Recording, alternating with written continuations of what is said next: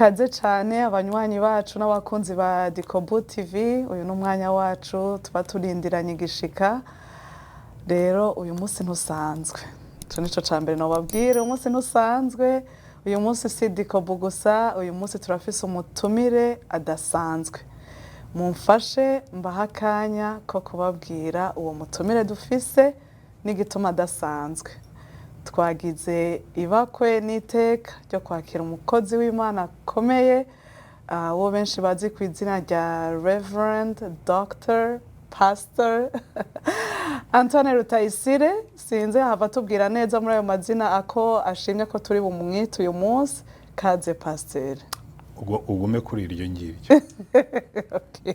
Pastor ni ryo mushima. Ndi pastor. Murakoze cyane. Kaze muduteye iteka. Karibu. Murakoze namwe kunyakira. Ego. Rero tudatevye Pastor, wobwira bariko baratwumviriza ko tuzi ko muherutse kugira retirement canke mu Kirundi tuvyita gukukuruka. Mbega iyo retirement ubuzima bwayo ubu muri mu maki? Ndi muri retirement nyine. Ndi mu gukukuruka. Retirement ni retirement nyine, uva mu kazi ka buri munsi hanyuma ukabaho nk'abakire bose, ugatembera, ukarya igihe ushakiye, ukaryama igihe ushakiye, ukabyukira igihe ushakiye. So nicyo ndimo gukora. Imana ishimwe. Ngaho tubwira ko twese twifuza kugera kuri urwo rwego rwo kuba umukire, ariko nkuko mushobora kuba mubizi, abantu benshi tuva mu bihugu byo muri Afrika dufite impamvu zitandukanye, ariko ahanini tuba dushaka gushakira ubuzima imiryango yacu, abana bacu baje mu mashuri meza, dukore turonka amafaranga, tubabakire.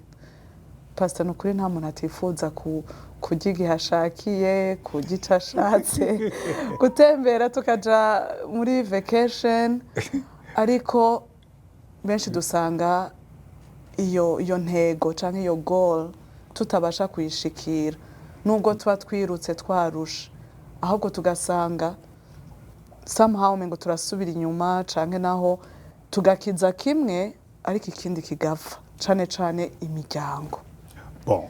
Ndibwira ngo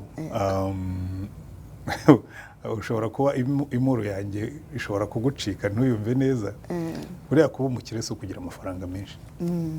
Oya, kiwe ntayo mfite.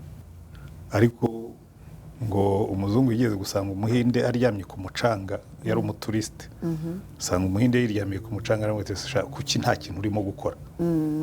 Ariko yewe ndimo ndaruhuka hano. Ati ubundi si yo nkora byari kumarira iki? Buriya wari gukora nk'uburi ku mugezi ukaroba amafi ukayagurisha, ati namara kuyagurisha se tugakuramo amafaranga, namara kuyakuramo se tugakora business, ati namara kuyikora se tukagira amafaranga, namara kuyagira se tukajya ugenda ugatembera nk'uko ntembera, tusurabona tudahuriye kuri plage. Ngewe rero nanjye buriya gukira wenda reka bariho duhera, kuko mbona inahangaha abantu benshi bafite problem n'ibyo. Iki gihugu mwajemo ni igihugu cy'amahirwe, land of opportunities. Umuntu ashobora gukora utuzi dutatu cyangwa na tune, ariko warangiza kumubaza ariko ko mbona urimo kwiyica, intego y'ubuzima bwawe ni ugupfa cyangwa no kubaho. Ngo ariko ngomba kubona amafaranga. Fine, ugomba kubona amafaranga, ariko se numara kubona amafaranga utarabayeho, ugasaza uyafite ariko utarabayeho, azaba kumariye iki? Numara kubona amafaranga ugasaza utarabanye n'umugore wawe cyangwa n'umugabo wawe, nta munezero wigeze ugira nubwo wabonye amafaranga, azaba yarakumariye iki? Nukorera amafaranga ukagira menshi, n'umwana wawe wenda ukabona amafaranga menshi ukamushyira muri za college nziza, muri za university bita Ivy League, zimwe zo hejuru, ariko atarigeza kubona nawe utaramubonye akora, ubundi bizakumarira iki? So nibwira ko hari ibibazo abantu bakwiye kwibaza, ariko ntabwo ari twebwe tuva muri Afrika gusa, n'aba hano nabo icyo kibazo barakigira. Ikintu cyo kugira ikintu cyitwa priorities to live, donc kugira intego zo kubaho.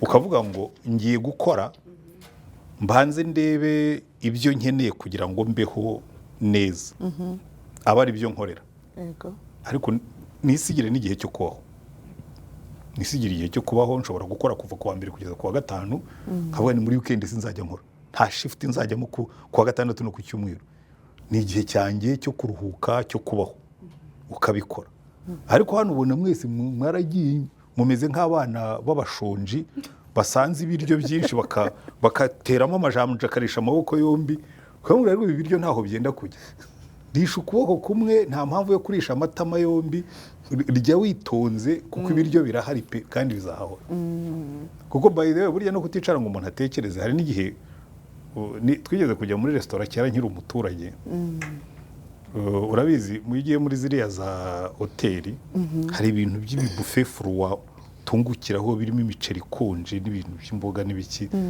ndaza mbona abantu nibyo batungukiyeho ndaza ndaterura n'uruzuza ku isahani ariko ngiye kurya ngoze burya muri hoteli warya ibiryo bikonje finaroma umuntu avuga ati rwose ibi bintu bikonje urabikunda ndihora ibintu byanyoye aravuga ati no ati ibi ngibi ubitangiraho ariko hari ibiryo bishyushye bimeze neza ariko nari maze kurya nk'icya kabiri cy'ibyo ngibyo aravuga ati ariko ntabwo ari igihano kubirya ushobora kubimena ukafata ibindi rero na hano ni kimwe hari igihe umuntu atungukira ku bintu akaza agakora amashifuti mu gitondo ari muri shifuti afternoon ari muri shifuti nimugoroba ari muri shifuti midnight ari muri shifuti ntagire umwanya wo kubaho kandi yashobora gutoranya ikintu kimwe akagikora neza akakibara kandi nayo mafaranga ashaka akayageraho aho rero ngira ngo hari ikibazo ariko rero kubera ko tuba tuvuye ahantu hari inzara n'amahirwe make umuntu ageze hano afatisha amaboko yombi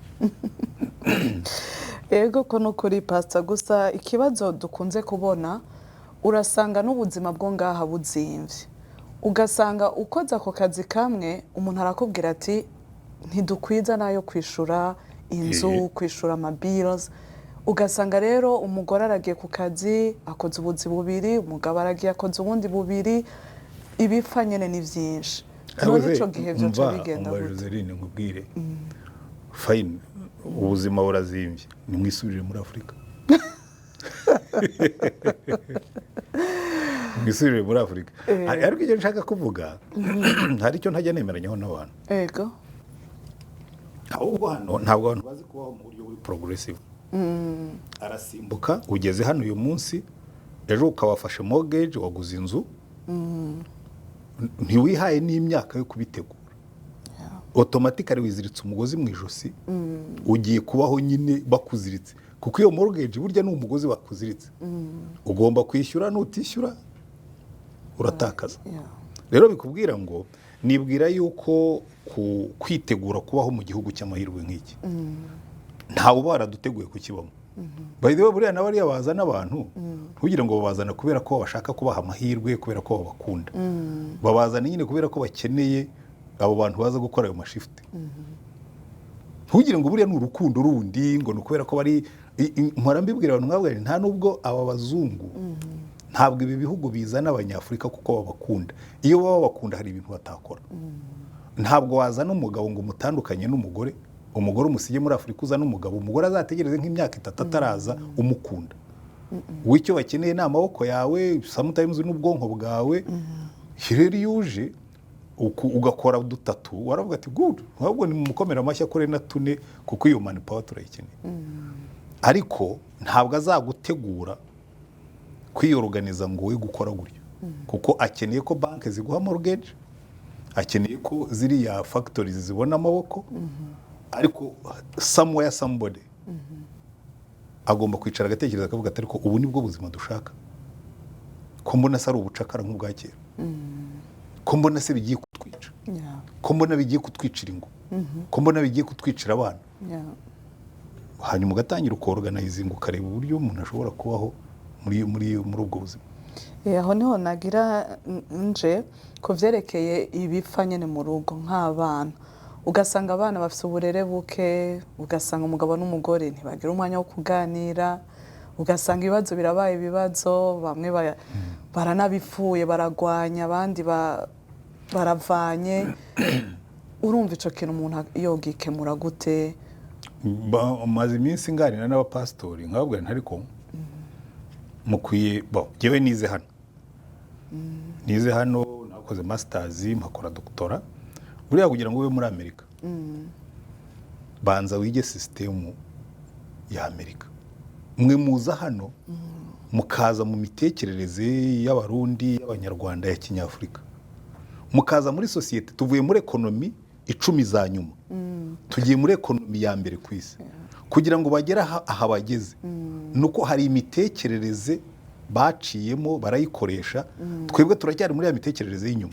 iyo ugeze hano rero biragucanga neza kuko system iba yarakurenze iri kure cyane utayishyikira noneho kubera ko yakurenze ikagukoresha aho kugira ngo uyikorere ariko watekereje rero niyo mpamvu buriya hakeneye abantu bicara bakavuga ati ariko dukeneye gukora kwigisha abantu bacu kuva muri Afurika bagasiga imitekerereze ya kinyafurika bakiga gutekereza kinyamerika kuko abenshi iyo umaze imyaka 5 ngira ngo baguha green card cyangwa uza baranayiguhaye bakaguha ubwene gihugu ukaba umunyamerika ndiyo utanabubona uba muri Amerika ugomba kwiga kubaho muri Amerika nubwo uri umunyafurika rero ikibazo aho abantu benshi bapfira araza akagwa muri ibyo ngibyo muri iyo flood y'ibintu akinagamo ikamutembana ugasanga ibintu byose bimeze nka za hurricanes mujya mugira hano ziza zigatwara amazu zigatwara ibintu ugwa muri hurricane y'ubukire ikagutembana ikagutwarira n'inzu n'abana n'umugore none paso umuntu agerageje kuba presi canke kudoma ku rutoki nk'umuntu yoshika uyu munsi agashika muri iki gihugu umuntu yomurangira he aja kwiga iyo system kugira ngo ayijemwe ayize oya niyo wakwicara wenyine yego burya system zose wajyamo ujye ubanza umenye icyo uje gushaka ese uje gushaka amafaranga cyangwa uje gushaka ubuzima nagira birasa hari ubuzima butagira ntabwo bisa burya ntabwo bisa ahubwo niho tubyitiranye uje gushaka amafaranga cyangwa uje gushaka ubuzima ubanza ufate definition y'icyo wita ubuzima kuri jewe ubuzima bwiza ntabwo ari ukugira imodoka nziza n'inzu nziza n'ibiki icya mbere ni ukubona nshobora kunezerwa nanone ubanza definition ngo ariko kunezerwa kuri jye bivuga iki niba mfite umugore nkabona umugore wanjye ntanezerewe nkabona abana banjye bari abandoned nkabona nanjye ndaho ihigo ndakorera amafaranga ariko nta touch mfitanye n'ubuzima icyo gihe icara usubiza amaso inyuma uvuge ngo ariko ubundi nibo ndashaka iki ese iyi nzu nimara kuyishyura nyuma y'imyaka 30 abana banjye barabaye abanywara umujyi abandi barabaye ibirara izamarira iki nzayiragane ko uzaba nyine nyuma y'imyaka 30 uzaba washaje hari ibintu bimwe abantu bakwiye gupoza gato bagatekereza namba 2 no kureba na za opportunities zihari kuko hari igihe ufata nka bya biryo bikonje nakubwiraga hari igihe ufata ibiryo bikonje kandi hirya hari ibishyushye washoboraga gusa kwa upgrading aho gatoya uje wenda ufite lisanse yo mu Burundi cyangwa ufite yo mu Rwanda cyangwa iki ariko ugahitira mu kazi ubonye washoboraga gutekereza uvuga ariko iyi lisanse yanjye nshobora kuyapgradinga aho gatoya nkemera kuba patient imyaka 2 hanyuma nkinjira muri system aho mbona promotion nkazamuka ariko icyo wahitamo cyose gihitemo ugihuza n'ubuzima bwawe n'icyo ushaka kugeraho mu buzima cyakora niba intego yawe ari kugira amafaranga menshi ibindi byose bigapfa fine uko bigenda ariko hano haba ikigeragezo igishuko cyitwa amafaranga dushaka kuyabona tukayabonera icyarimwe tukayabona ari menshi tugakira tukagura imodoka zihenze abantu bakabibona ko bakize nyine kuko iyo ni na spirit TV wacu buriya cyane cyane nkatwe bo mu n'abanyafrika bose dahere ne kuvuga ngo ni wacu nyine dukunda gushowa ingofu bambone ko mfite imodoka ya Tesla imodoka y'ibihumbi 70 by'amadolari sinunyura mu muhanda utwaye Tesla ushobora kunyura mu muhanda nitwariye iyo naguze ibihumbi 10 stile zose zitugeza aho twagombaga kujya ko ariko ngo bakabona kwikiza nothing so ibyo rero ni ubuzima nyine ariko ntitwokwirengagiza nanone ko ikintu cyose ngaha ni amafaranga. Ndabizi n'ahandi hose, ariko uretse kubwira ko uri mu Rwanda abi Kigali nta mirima, ntabwo duhinga i Kigali, nta nubwo tworora mu mujyi. Uri Bujumbura semu. Wenda amafaranga hano bigusaba menshi, ariko nawe wahembwe menshi. Oya, bishyire muri proportion. Uzaza hano wenda ukora akazi ka DoorDash, ukwezi nigushira ufite amadolari 3,000-4,000. Iyo bitekereje kinyafurika ubwo ufite miliyoni 4-5. Ariko iyo uri hano ubwo ni nk'umuntu uhembwa, ni nk'umufundi w'i Kigali uhembwa 100,000 ku kwezi cyangwa 50, kuko ibintu bya hano birahenze, ariko nawe wahembwe menshi. Burya ubuzima buri balanced, buri equilibre. Ikibazo ni ukumenya ngo ndava nte kuri iyi level nge kuri iyi kurikiyeho. Ese ndakora iki kugira ngo nshobore kubaho n'umuryango wanjye kandi nano mafaranga tuyabone, kuko ni Kigali, ni Bujumbura, ni Kampala, ni Nairobi, n'ubundi ubuzima nuko bugenda ku isi yose niko bimera. Naho hari ikibazo nyamukuru, iyo balance. How do we balance situation zacu financière, émotionnelle, mugakiza, kuko hariho ubuzima spiritual life nayo nyene ntitwoyirengagiza. Icyo ni ikibazo cyiza. Buriya nkunze kubyigisha n'abantu. Hari somo njya nigisha abantu ikintu cyitwa self fulfillment, kugera ku cyo wagombaga kuba cyo. Ubundi buri muntu agira identities nyinshi. Reka wenda nafata urugero rwanjye. Ubu ngewe ndi pastor, uretse ko ubu nta torero mfite nyobora, ariko hari igihe nari ndifite nyobora. So ubu ngubu ndi free kuri iyo ya pastor ho, ni title mfite, nshobora gukora imirimo ya gipastor, ariko ntabwo ikimpambira cyane. Mfite umugore, meaning ubwo I'm a husband, ndi umugabo w'umugore. Mfite abana, bivuga ngo ubwo ndi umupapa w'abana banjye. Mfite n'umubyeyi wanjye umwe, mfite mama, bivuga ngo I'm a son to my mother, so ndi umwana wa mama. Mfite abavandimwe, I'm a brother. Mfite abaturanyi, I'm a neighbor. Ndi umunyarwanda, mfite citizenship. Hari iki gihugu kintegerejeho. Buriya kugira ngo ubeho neza, izi identite zose ugomba kureba igihe ufite ukazifitingamo. Naho iyo zimuzisize niho upfira emotionally, ukajya ubaho wumva ariko ntacyo namariye abavandimwe, ariko nta kubera iki hari identite zimwe wibagiwe. Ikibazo rero buri muntu wese ushaka kubaho neza agomba kwibaza, kuvuga ngo mu masaha 28 mfite ku munsi, mu masaha 168 mfite mu cyumweru, mu minsi 365 mfite ku mwaka, izi identite zose nzazigenera igihe kingana iki. While at the same time njye no gukorera amafaranga. So ndakorera amafaranga, ariko nibuka yuko aya mafaranga nayo gufeeding izi identite zose zanjye. Ukaba organized, ugatangira kugira ngo rero uzabigireho. Uri umugabo ufite umugore, icya mbere gira igihe cyo guhura n'umugore wawe, mu develop communication. Wicarane n'umugore wawe, mwumvikane amashift uburyo muzayakora, mwigenere igihe cyo kubana. Vuge ngo fine tuzakora, ariko buri cyumweru nzajya ngira day off yo kubana n'umugore wanjye n'abana banjye.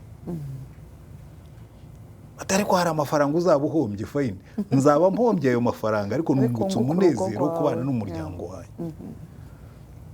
Ni gutyo umuntu abalance ubuzima. Nta yindi nzira, nta shortcut yabyibaho, ni iyo ngiyo. Ariko umuntu utazi kwiyorganiza, kubera ko by the way buriya dufite ikibazo gikomeye. Burya muri Afurika nta muntu ugeze atwigisha kwiyorganiza. Burya tugenda randomly, uko ubyutse ni kugenda. Ushobora no kubyuka wari ugiye guhinga, ugahura n'abantu bagiye kunywa urwagwa, isuku ukayisubiza mu rugo ukajya kunywa urwagwa. Ubwo n'ubuzima nibwo twavukiye mu cyacyago. Cyakora ndabona uri umusirimu, ushobora kuba waravukiye Bujumbura, simbizi. Ariko ngewe navukiye mu cyaro, ahantu umuntu yajyanaga n'inka zajya iburyo ukajya iburyo, zajya ibumoso ukajya ibumoso, donc ukagendera kuri ritime y'inka zawe. Iyo ugeze hano rero muri societe zirorganized zubakiye kuri planning, urataka. Ko burya we are very poor planners. Ibintu cyitwa planning hano, buzareba abazungu bakora journaling. ku nimugoroba akandika ibintu yabonye byose, mu gitondo agakora to do list. Wari wabona abanyafurika benshi bakora to do list? Reka twebwe turagenda gusa uko ubuzima buje tujyamo tukagenda. So hari ibintu tutize tugomba kwiga. Ariko cyane cyane tugarutse kuri ibyo by'umuryango, kugenera abana bawe n'umugore wawe igihe, ukagira igihe cyo kuvuga ngo nubwo ngomba gukorera amafaranga. By the way, wari uzi neza yuko buriya nshobora no gukora shift n'umugore akajya muri shift, ariko tukanezerwa. Fata urugero nk'ubu ndi hano, umugore wanjye ari i Kigali, ariko turanezerwa kuko igihe nzabonekera tuzaba turi kumwe, n'igihe ntabonetse turavugana. Ubu noneho byaroroshye. Kera najyaga ngenda nta telefone afite, kugira ngo tuzavugane bikaba ikibazo, kuko amasaha twagombaga kuvugana nabaga ndi mu kazi. Mu masaha ndi bubonekere akaba ari mu rugo nta telefone ihari, bikambabaza. Ariko ubu ngubu telefone mobile zaraje, ndafata telefone ningera hari wifi ncomeke tujye kuri WhatsApp mpamagare, tumara amasaha 2 tuvuga. Just that talk irema ubumwe bw'umuryango. N'abana mukabavugisha n'ibikorwa bindi. Mbe buriya ushize ku ruhande ibikorwa by'Imana, murafise n'indi mirimo nka business? Oya, yewe buriya ibintu byo kujagarara simbikunda. Buryo ugiye muri business ugomba kuba present. Utangiye business utazayiwa hafi, that's a recipe yo guhomba. Donc ubwo uba wihombeje. Rero kubera umurimo nakoraga w'igipastori, ibindi byose narabiretse.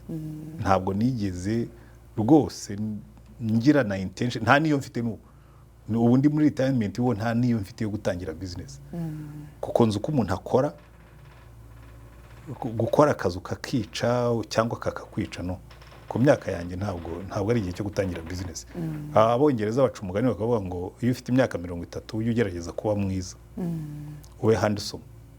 Nugera 40 ube wise, nugera 50 ube wealthy. Ngo nurenze iyo ngiyo utarabigeraho, ngo ujye ugabanya umurego, kuko ubwo biba byagucitse ntuziyahure. None pastor, kuri ico c'imiryango nyene, kuko niho novuga ngo ibibazo byinshi tubibonera, wewe nka pastor uravye imiryango ibibazo nyene ihura navyo, nk'ubu habamwo amadivorce menshi ku mpamvu n'ubundi zimwe zituruka muri ibi twari twabanje kuvuga. Mbega kubona benshi bashobora no kuza mu rusengero bagize Imana bakamenya ko nta masengero ahari, ariko ugasanga araje mugabo yitwa ko yaje mu nzu y'Imana, mugabo muhira yasize ari umuriro canke arawusubiyemwo, abana aho umwe wese ari mu vyiwe. Uhora ubafasha iki muri sinoyita ngo ni counseling, ariko ni na counseling? Imwe niyo miryango ifise ibibazo vy'indani, ubafasha gute kugira ngo ibintu ntibikomeze kononekara? Ikibazo icyo kibazo mbajije ni Kigali, kiri too broad.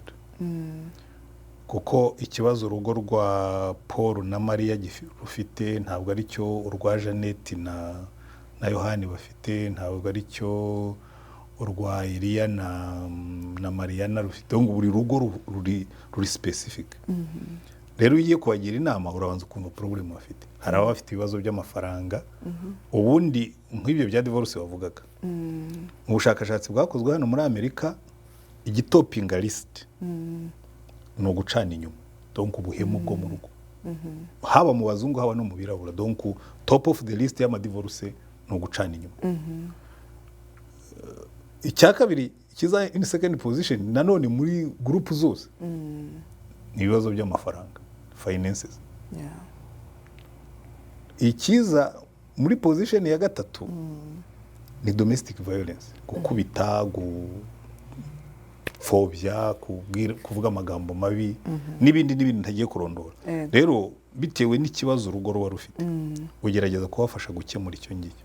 Hera ko cambera abacana inyuma mu bafasha gute? Abacana inyuma byo n'ubupagani, uretse kubwira niba ari umugore uca inyuma kuko n'abagore namwe murabikora n'abagabo barabikora hano ho rwose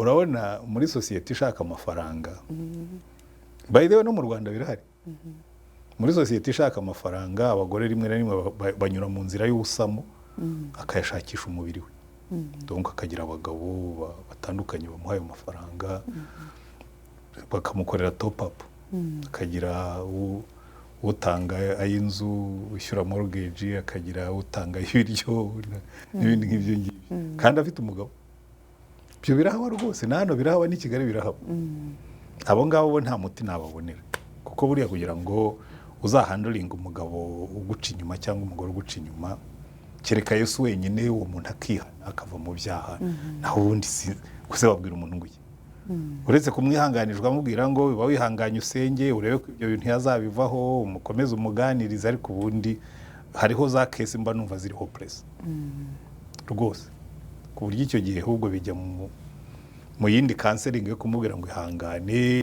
umugore akakubwira atari ko giye numva am disgusted cyangwa n'abagabo daire kavuga ati ntacyo ihangane wenda uzafata icyumba ariko abana banyu be kubona se na nyina batandukanye ariko urumva biba ari uguhomahoma ntabwo biba biri solid so icyo ni kiri desperate abafise ibibazo by'amafaranga byo burya biroroha cyane akenshi ibibazo by'amafaranga biterwa na bad communication cyangwa na lack of communication hari abantu bagira communication mbi donc ugasanga aho kugira ngo bakemure ibibazo barabibika bon anyway ubundi communication yubaka irangwa n'ibintu bine icya mbere mushobora kuba mufitanye ikibazo cy'amafaranga ariko ukajya wumva uvuga ariko kukigiye nkora n'uyu mugabo agakora tukaba dusangiye konti ariko akamanaginga amafaranga mu buryo bumkinagaza mbese nta akita kubi wawe ntiyite kubi wacu wowe ukajya wumva ubirisentinga ukumva birakubabaza mu mutima icyo ngicyo ubwo kiba kigihitinga point ya mbere muri communication gushobora kubwirana ibiri ku mutima ukamubwira ariko mbona undyamira mbona uncura mugatinyuka kubiganira icyo gihe rero yari abantu koko bashaka kubaka muraganira ukamubwira bakicara bakaganira nyine ukabivugana from the heart bivuye ku mutima hari igihe communication ibambi kubera point ya kabiri iranga good communication respectful kubahana ugasanga iyo umugore avuze cyangwa iyo umugabo avuze undamwuka inabi ngo icyo bintu by'ibibazo ubuza nango by'ibiki byose icyo gihe nabwo ubagira inama ukabwira yose kuki kufite amatwi abiri wayakoresheje ukicara ugatega amatwi akakubwira nawe ukamwumva ukamusubiza mukaganira mukagira icyerekezo point ya kane ya gatatu nako igira communication nzima ni ukuba honest kubwirana byose ntacyo muhisha hari igihe umuntu ahishahisha hari umuntu wanyandikiye kare kuri WhatsApp arambwira ngo ariko ngo umugabo n'umugore iyo basezerana uko basezerana ngo ko umugabo abwira umugore ngo nguhaye ibyanjye byose ngo n'umugabo akavuga ngo nguhaye ibyanjye byose ngo kuki abantu bamwe bahisha amatelefone yabo ngo bakanga ko umuntu ayakoresha ngo ayarebaho navuga ngo icyo si ikibazo cy'indahiro ni ikibazo cy'urwikekwe cya mistrust umuntu avuga ati iyi telefone yanjye hari ibintu umugabo ashobora kujyamo cyangwa umugore akabona amanyanga amwe namwe nkora mu buzima icyo rero iki kibazo kiba kiri ahandi buriya rero kudahishana kuba honest mukabwirana byose nabyo biri muri ibyo ngibyo bituma communication imera neza so icya kane kinakunze no kubura muri communication nyinshi kugira conclusion communication igomba kuba conclusive niba mufite ikibazo mukaba mwemeranije ko gihari mugifatire conclusion mugifatire umwanzuro iyo abantu bubashye ibyo bintu bine urugo rwabo urarusana rugakunda rwose hari nyinshi dahere iyo ngize imana nkabona ikibazo kiri mu rugo ari communication ndahumiriza nkavuga ati imana urakoze noneho nzaniye ibyoroshye kuko ntabwo nzaniye amabuye ntabwo nzaniye ibiremereye cyane buriya ikintu kigorana gikomeye kugikemura mu rugo ni icyo ngicyo cyo gucana inyuma na kiriya cya gatatu cya domestic violence gukubita hari abantu bagira bad temperaments bakubita bavuga nabi bapfobya ibyo kugira ngo uzabikemure biba bisaba ko uwo muntu ahinduka yihana akemera ko afite imvugo mbi akemera ko afite temperament mbi akihana naho iyo atihannye urwo rugo ushatse urusezereho rwose ko hari abantu bavuga ngo nanyakira uko ndi nkwakira uko ndi uhora unkubita nkwakira uko ndi uhora uncira mu maso nkwakira uko ndi uhora umbwira nabi untuka ibyo ntibishobora gukunda ko nanjye ndi umuntu urumva rero ni ibintu muri counseling ni ibintu bisaba ko ugenda ufasha abantu ariko ukareba rimwe rero usanga ari utubazo dutoya twa extended family imiryango migari y'abantu baza n'utundi nk'utwo benone kuri ico ca domestic violence nk'umukozi w'Imana urabona ngaha batubwira ati ucuhamagara 911 kugira ngo umuntu ntapfire muri iyo nzu umugabo bakayimuvanamo bamwe bakabafunga abandi bakabashira ku ma restrictions bakababwira ati ntukwiye kwegera urwo rugo ntukwiye kuja aho abana bari aho umuntu aca bigenza gute je nibwira ko buriya kugira ngo uhamagare police hari ibintu bimwe ugomba kubanza ukareba iyo umuntu amaze kubigira akamenyero umuntu ashobora kuza wenda ari muri bad mood akabikora rimwe icyo gihe koko ari umuntu uri sincere wacitswe wagize uretse ko giye nabyo ntabyihanganira fine nshobora kurakara ariko kugeza aho nkukubita cyangwa nkagutuka ngo biba byarenze urugero ariko umuntu yarakubise yarabanje akajya atukana bigeze aho arakubita bigeze aho yongera arakubita icyo gihe bigize kabiri genda wenoya ubwa gatatu baguhamagarira police nanjye genda mu pastori badasupportinga domestic violence at all ndi very intolerant nabo tubana barabizi ndi intolerant ntabwo nihanganira domestic violence kubera iki kubera domestic violence nagasuzuguro domestic violence hari nubwo mbyita ibintu bimeze nka bestiality ni nk'ubunyamaswa ufasha umugore urakubise umukubise ngo bigende bite bose uramukosoza amakofe niba yatetse ibiryo bigashirira n'ubundi ntibirusubira inyuma byashiririye nta mpamvu yo kurwana ibintu rero byo gukubita byo kugira byo guhohotera icyo ngicyo cyo rwose umbabarire nanjye ndi intolerant ahubwo abenshi nanjye ntibabagira inama nkabwira okay nabigira kabiri uzabanza mu warning ntuzamutungure ubwo rero nkubwire sheri ubwo utangiye kuzana ibyo gukubita be ready 911 rwose nabona umuntu atangiye kubangura amaboko ubimubwire hakiri kare ataranakwegera wigira inyuma umubwire utorero nkubwire kuntuka byo fine ariko nubangura ukuboko ndahamagara police ndakureka nkubite ibimenyetso bigaragara ko wankubise mpamagare police kuko icyo gihe umubujije gukora nabi naho rero abantu bavuga ngo kubera ko umukunda ngo ugomba kwihangana nihangana abanza nkubite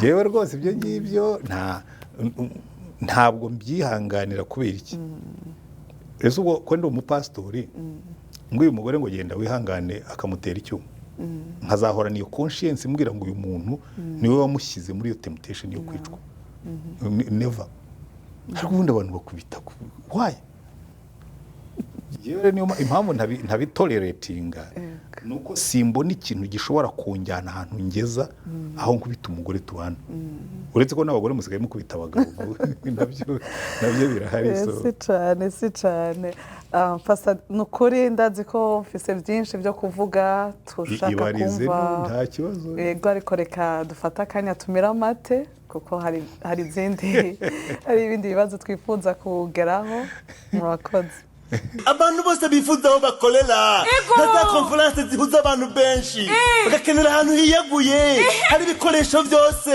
umuntu akenera ari mu nama bijyanye n'ubuhinga bwa none nta handi baje atari muri DICOBU conference room ndabira nawe DICOBU conference room iri sonorize ku rwego rwo hejuru urabona ya makamera yiyemera amapane y'ifoto ajyanye n'ibihe amamikorofone ari ku mwanya iri mu ntara ya Arizona igisagara cya Phoenix Indian School Road 41-36 North Phoenix Arizona 85 ubusa 33. Pastor kuri ca kibazo twariko turavuga cerekeranye n'itandukaniro hagati y'ubuzima n'amafaranga wagerageje kugica ko gatowe mugabo wosobanurira abantu ingene aho bitandukaniye nimba tuza muri ibi bihugu tuzi ko nidufatisha amafaranga ibibazo by'ubuzima bizoba bikemutse ngaho tubwira erega buriya natangiye mbikubwira muza mushonje cyane noneho mugahugira kurya mukibagirwa yuko intego ntabwo yari yo gukorera amafaranga yari yo kubaho uzi ko ushobora kugaburira umuntu ushonje ibiryo bikamwica akarya akagwa ivutu agapfa bakamuhamba finished rero icyo nenda kukubwira uriya amafaranga ntabwo ari goal ntabwo ari intego y'ubuzima amafaranga ni igikoresho kigufasha gukora ubuzima rero kugira ngo amafaranga abafaransa babivuga neza baravuga ngo l'argent est un bon serviteur mais un mauvais maître ngo amafaranga ni umugaragu mwiza ariko ni umukoresha mubi rero iyo utangiye gukoreshwa n'amafaranga ibintu byose ukabibona mu mafaranga ukayigira intego y'ubuzima bwawe icyo gihe amafaranga arakwica ariko iyo ufashe amafaranga ukayagira igikoresho cyo kubaho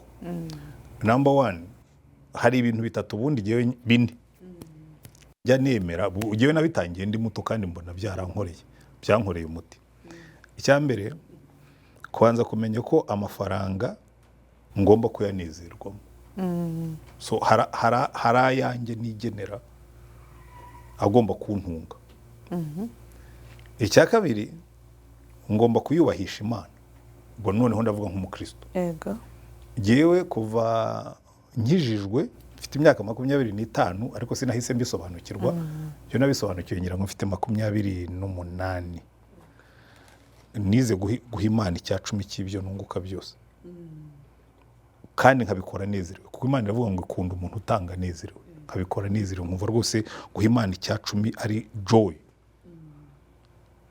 icya gatatu kuri buri faranga ibyo ni commitments nakoze n'umugore wanjye twatangiye kubana ni commitment twakoze none kuko natangiye ndigenyera gutugeza tubabiri kuri bari mafaranga yose tubonye tugenaho percentage y'abandi gufasha abakene gufasha abana b'imfubyi gufasha abapfakazi gufasha n'undi muntu wese twiyambaje yego ukabuzi ko aya mafaranga iyo yatanze rwose nta regret kandi bikaba biri planned kuko ikibazo tujya tugira mu Banyafurika dukora chaotic cyo nita chaotic generosity gutaga gusa ugatanga gusa ngo ufite brother uri muri Afrika ngo yasabye amafaranga ukohereza amadolari 500 ukabaze ubona amadolari 500 kuko niyo yarakeneye cyangwa gusa arimo arakubyaza umusaruro kuko uri muri Amerika kumva yuko agomba kukuvanaho amadolari 500 so kutame chaotic generosity gutanga utabara icyakane kumenya gukora ikintu cyitwa saving for tomorrow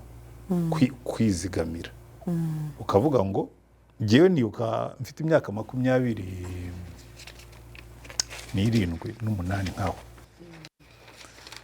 nafashe icyemezo ko nzarongora mfite inzu ndavuga nti iyi nzu ngomba kuyiplaningira kandi ntimvune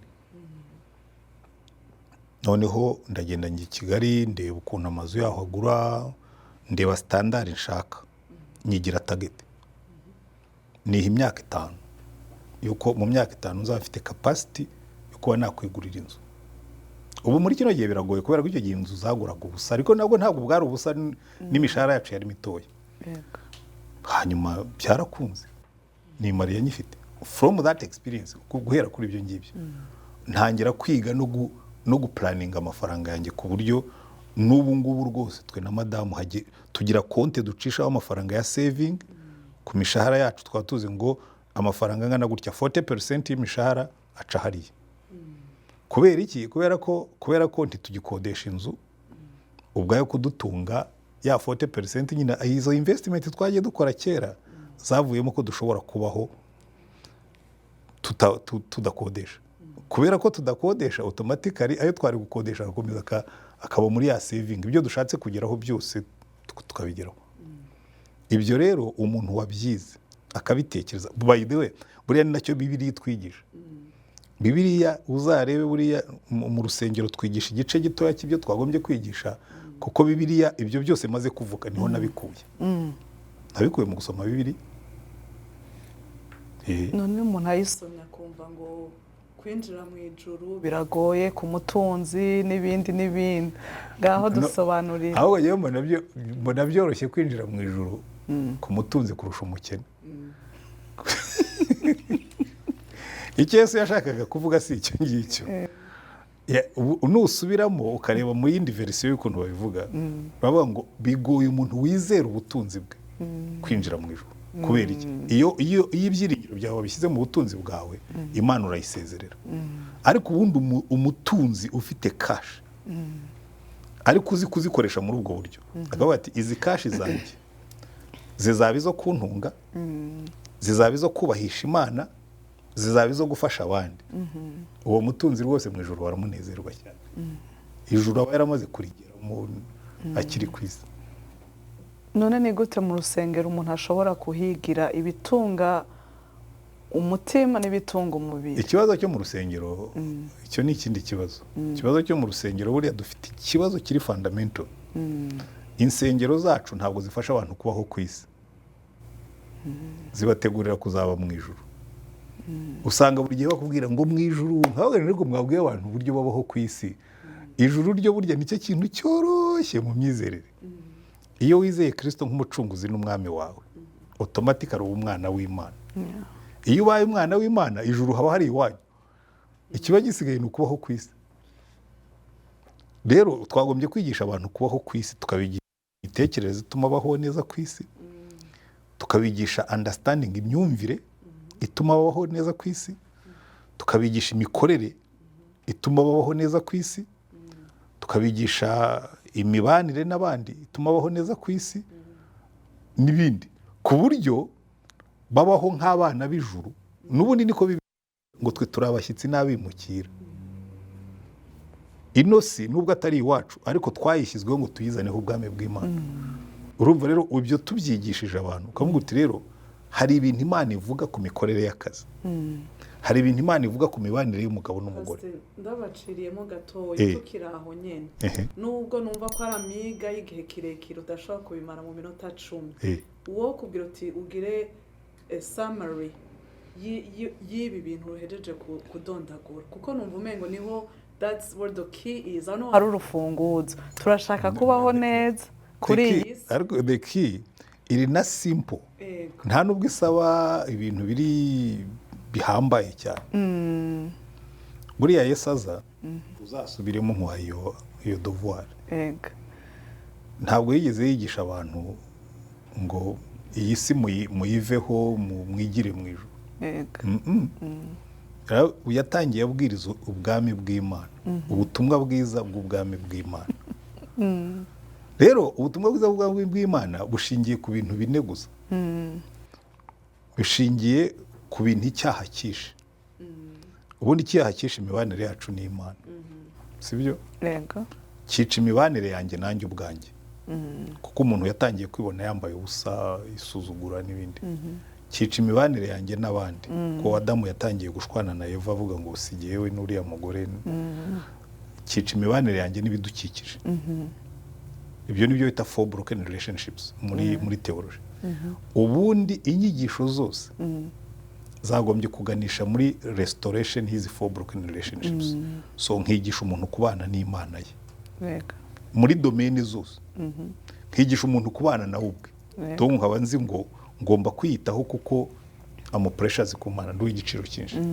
Nkigisha umuntu kubana n'abandi, nkigisha umuntu noneho no kubana na environment ye akayibyaza umusaruro ariko atayononye.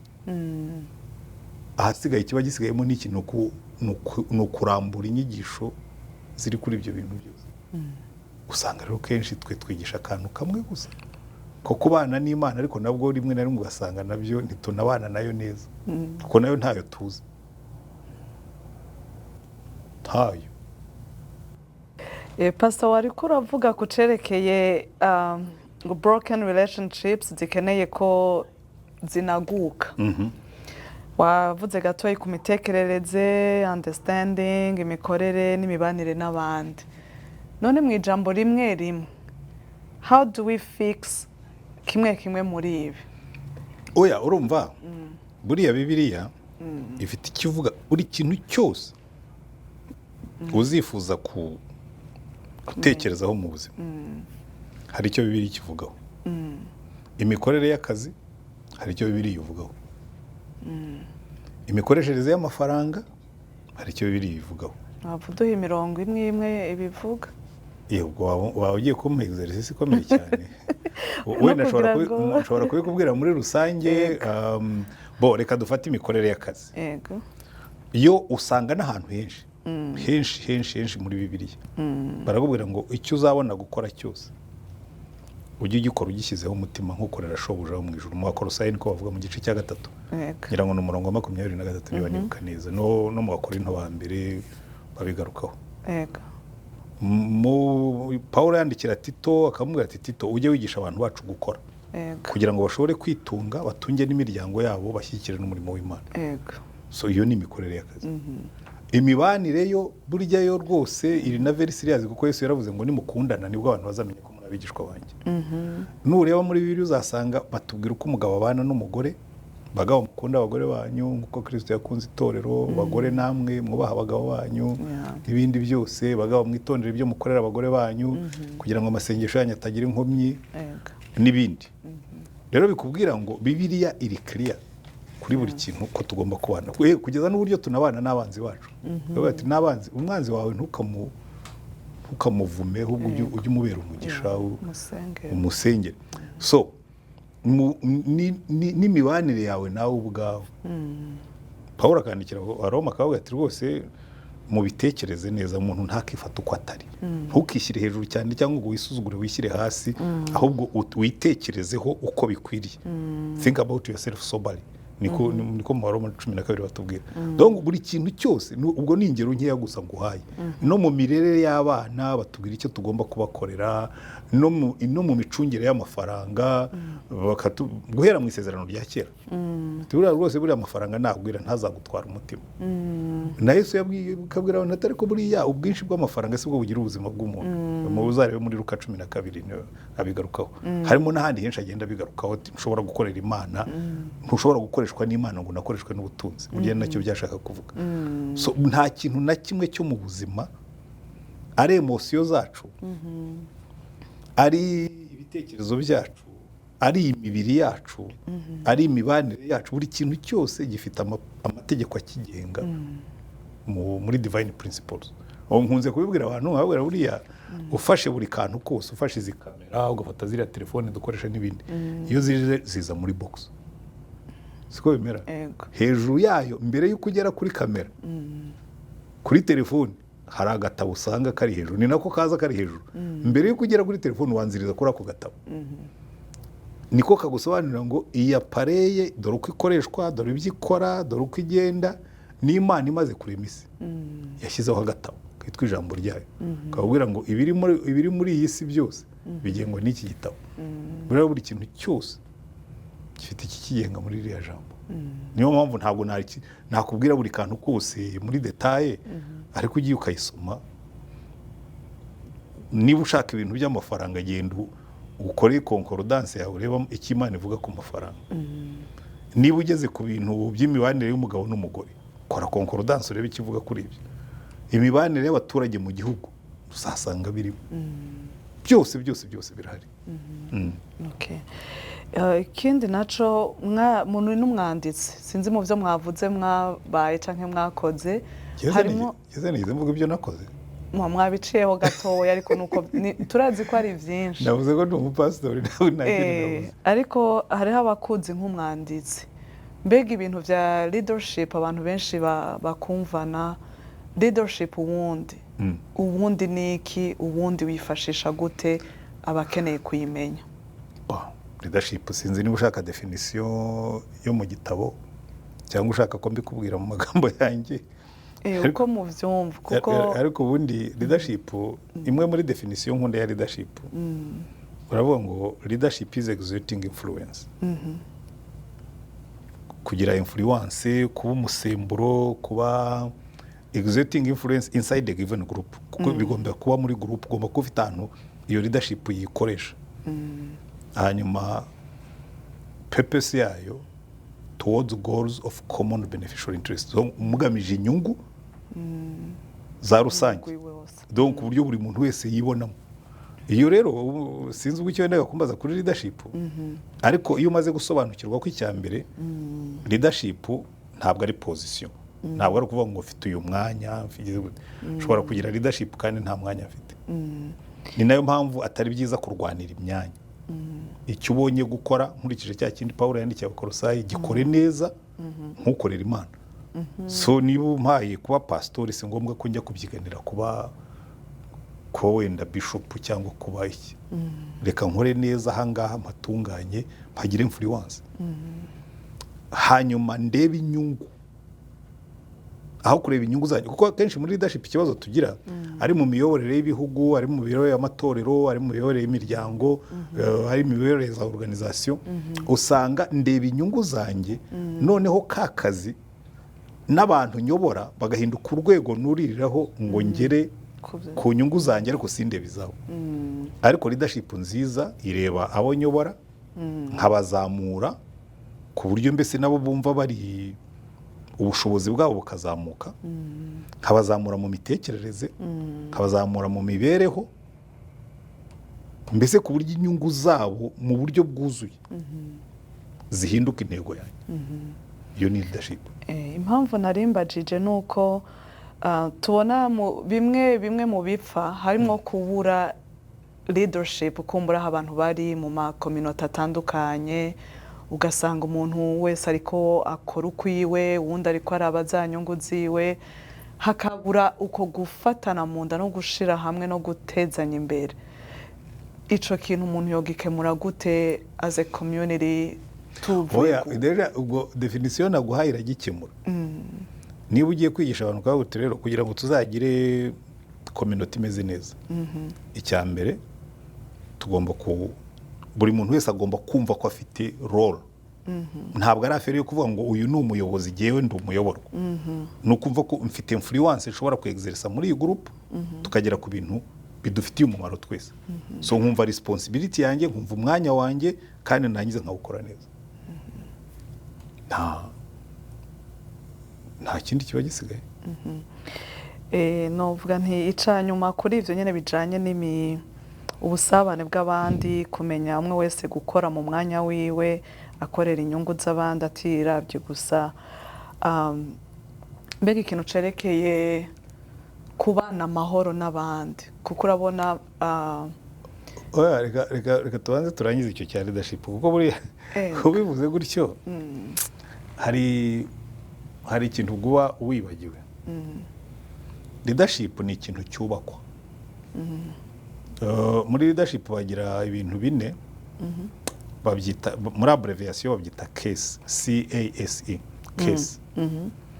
Case barabwira ngo muri leadership ibyo bintu bine kugira ngo uzagire leadership nzima ugomba kubyitaho. Icyambere ni character.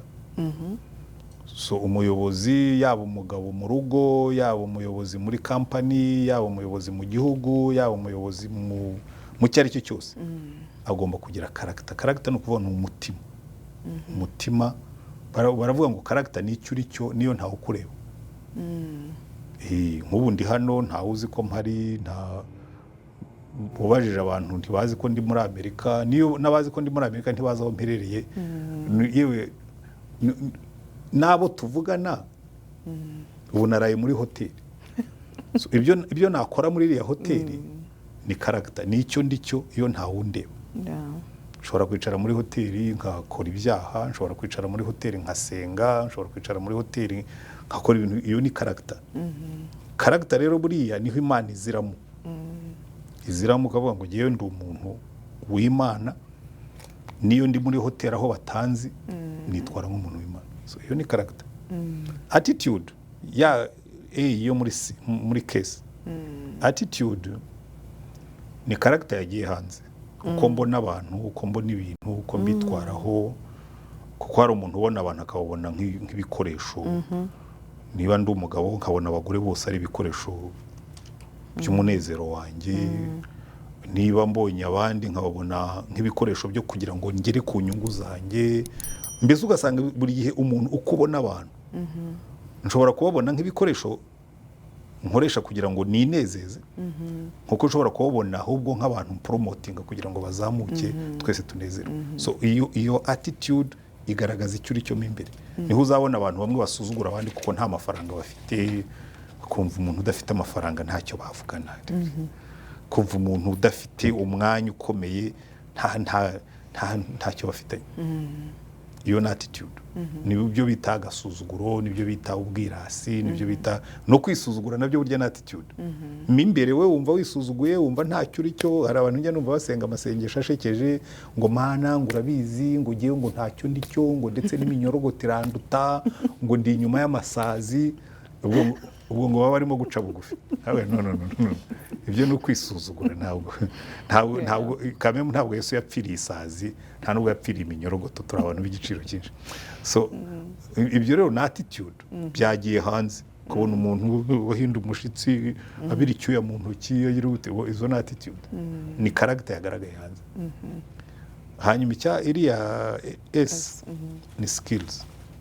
Aho rero niho akenshi kwiga kwiyongerera ubushobozi, kumenya gutekereza, kumenya gutegura, guplaninga, kumenya kwevariwa, kumenya kumonitoringa, kumenya gukosora, kumenya kubara. Ibyo byose ni skills. Skills kumenya kuorganiza abantu, guhangana n'ibibazo, izo ni skills zirigwa. Hanyuma experience yo ni ibyo byose ukubye n'igihe. So imyaka umara ubyimenyereza, icyo gihe ukavamo umuyobozi. Wase nkushubije ko muransubije neza cyane. Ubundi nagombaga gushyiraho amafaranga kuyo ni kuru ya leadership muhereye ubuntu. Nshaka twumva nuko. None kuri ico nyene leadership numva umengo ahantu hari leadership nziza nko kwavuze irubakwa cyane. Ariko niyo mpamvu mwongerewe iyo case kuko leadership abantu bumva yuko ari ibintu biri aho bibi, ariko leadership burya ni ikintu gitekerezwa. Niba ushaka kuba umuyobozi ukavuga ngo ngiye kudevelopa character yanjye ku buryo ibintu byose byangiza character, nabyo birahari bigera kuri 4 cyica character. Kandi ni witegereza abayobozi bose utarishwe na kimwe yishwe n'ikindi.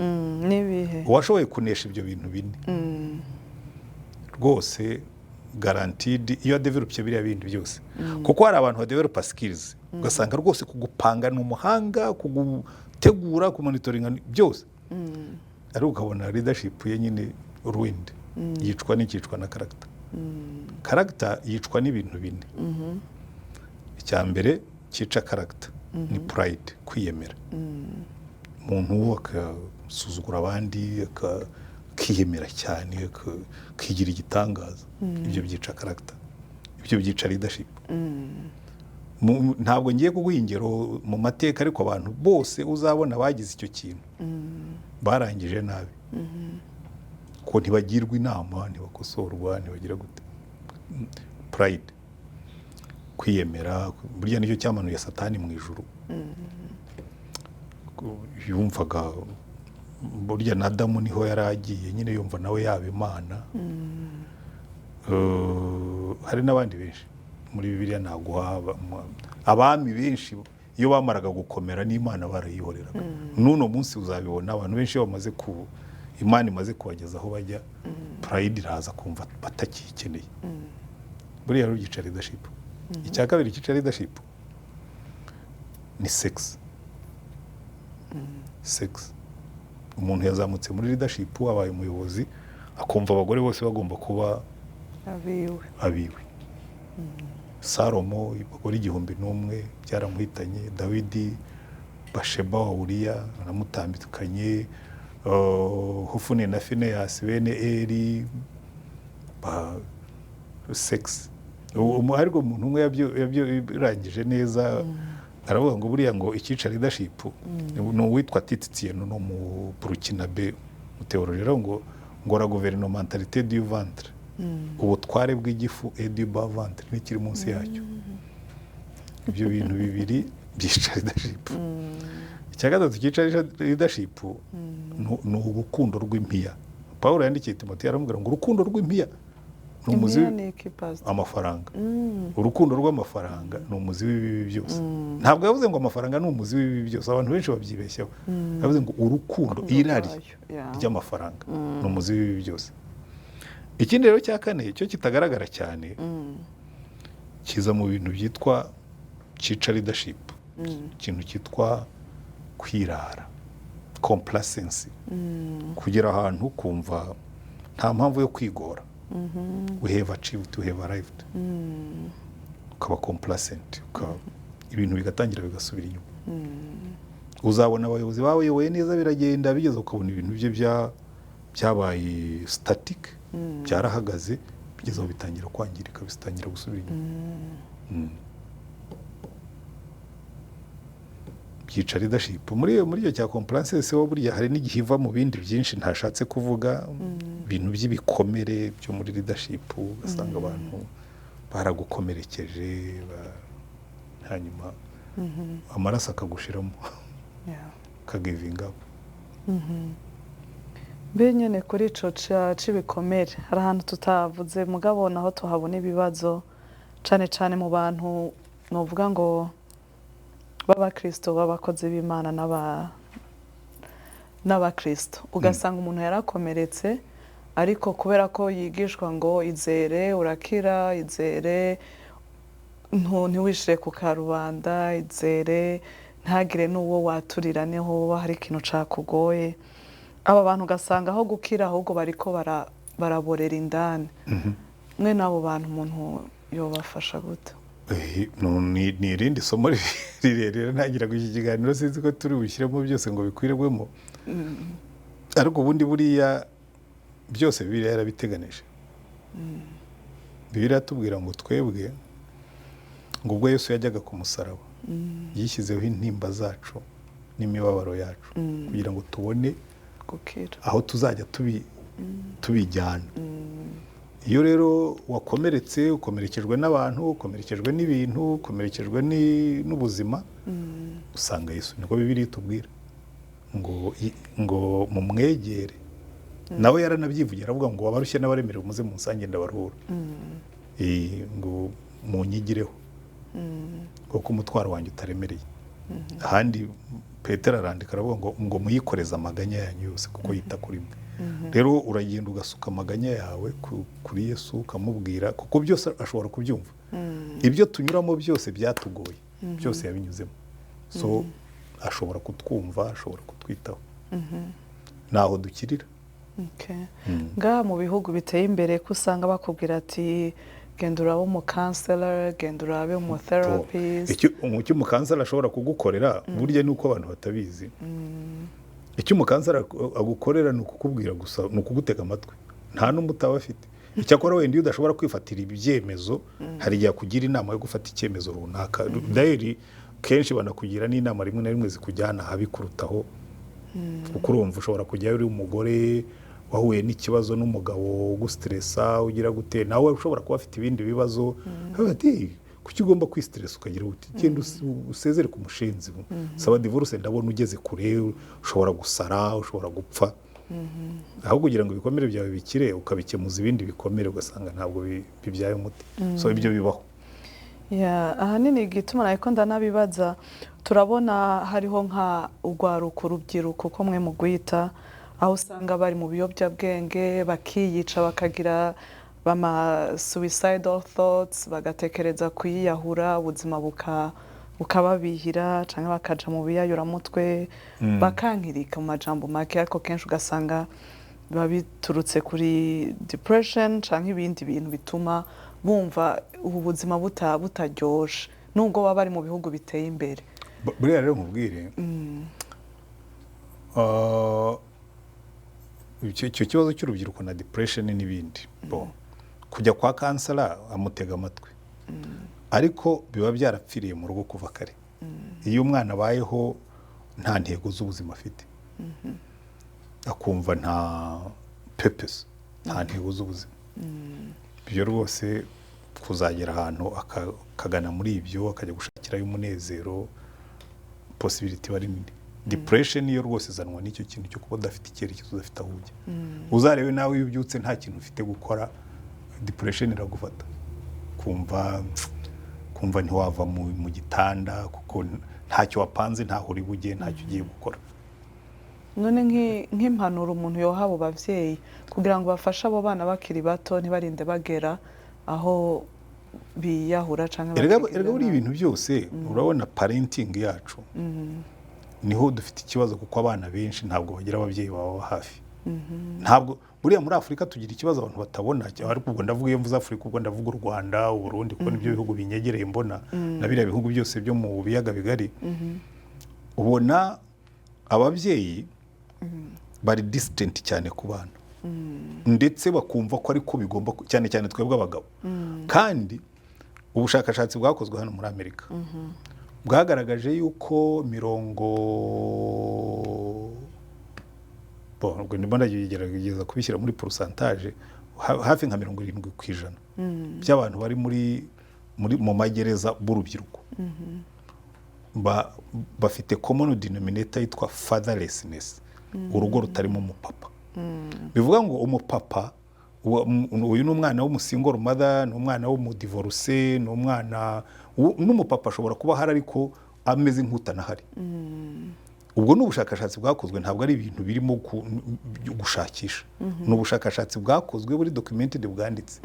Yewe hari n'akantu nasomaga basabye abantu bari muri gereza kuri Mother's Day ngo bohereze babaha cards zo kohereza ba mothers babo, barandika barandika rwose abana barohereza amakarita ibihumbi.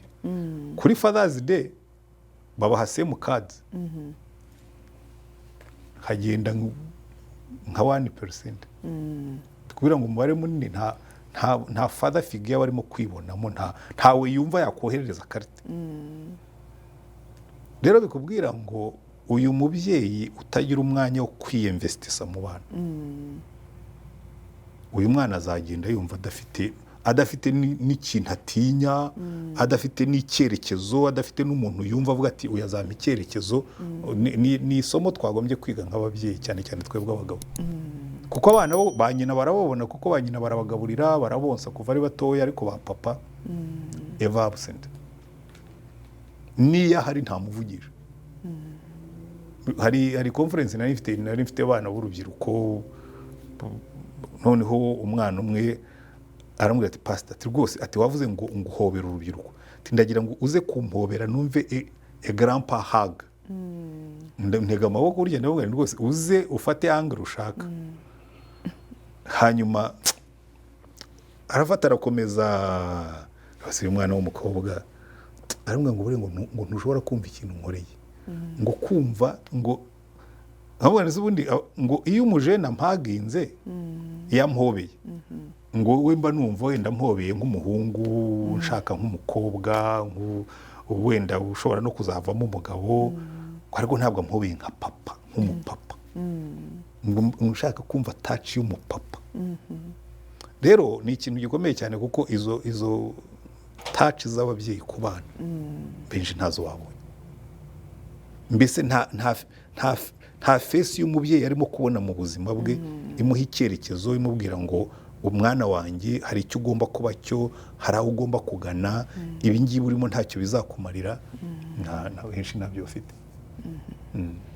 Ariko ico kirashobora kugaruka kuri bimwe twari twabanjirije ko tuvuga ko hari n'igihe n'uwo mupapa canke uwo mumama bagiye kwirukanga ngo bashaka amafaranga yo kuzagurira telefone wa mwana ashaka telefone igezweho n'ibindi byose nawe ababonana bagenzi biwe. Buriya rega nkubwire ntabwo abana bakeneye ko tuba iruhande buri munota.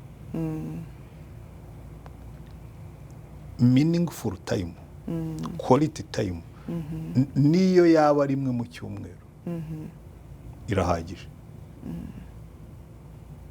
Umwana ujya kwiga akabona papa araje amaze ku ishuri byagenze bite, se amanota yawe ko mbona atameze neza, ese iyo follow up ushobora kuyikora rimwe mu cyumweru, ushobora kuyikora kabiri mu cyumweru, ariko ikabiri intentional, igambiriwe. Ikibazo dufite nibyo urimo kumbaza, abenshi barakubwira ngo abana baratunaniye. Barakunaniye ubundi umuntu ananirwa n'ikintu yagerageje. Wagerageje iki? Wakoze iki?